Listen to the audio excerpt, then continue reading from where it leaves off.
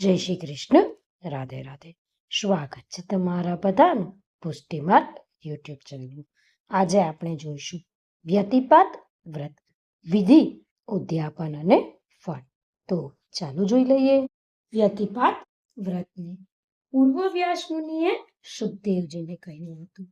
વ્યાસ મુનિએ કહ્યું, હે સુખદેવ, એકવાર પૃથ્વી દેવીએ ભગવાન વરાહને પૂછ્યું કે હે પ્રભુ, વ્યતિપાતનું સ્વરૂપ કેવું છે? તે કોના પુત્ર છે? તે પૂજ્ય કેવી રીતે બન્યા? તેના પૂજનનું શું ફળ મળે?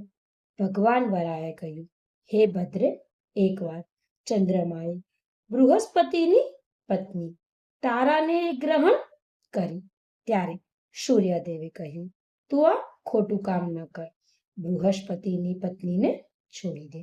ત્યારે ન માનતા ચંદ્રમાએ સૂર્ય સામે ક્રૂર દ્રષ્ટિથી જોયા કર્યું. આથી રોષે ભરાયેલા સૂર્ય પણ ચંદ્ર તરફ ક્રોધથી જોવા માંડ્યું. બંનેની દ્રષ્ટિ ભેગી થતા એક વિકરાળ પુરુષ ઉત્પન્ન થયું અને તે ત્રણેય લોકને ખાઈ જવા તૈયાર થયું. સૂર્ય અને ચંદ્રએ તેને રોક્યો. ત્યારે તેણે પૂછ્યું, ક્રોધ અને ભૂખથી હું પીડિત થઈ ગયો છું, તો હું શું કરું? ત્યારે સૂર્ય ચંદ્રએ કહ્યું, તું પૃથ્વી પર વ્યતિપાતના નામે પ્રખ્યાત થા, તું યોગોનો સ્વામી થા, તું સર્વ યોગોમાં પવિત્ર દેખાશે. જે કાળે તારી ઉત્પત્તિ થઈ છે તે દિવસે કોઈ શુભ કર્મ થશે નહીં, પરંતુ તે દિવસે જે દાન વગેરે પુણ્ય કર્મ મનુષ્ય કરશે તે અક્ષય થઈ જશે.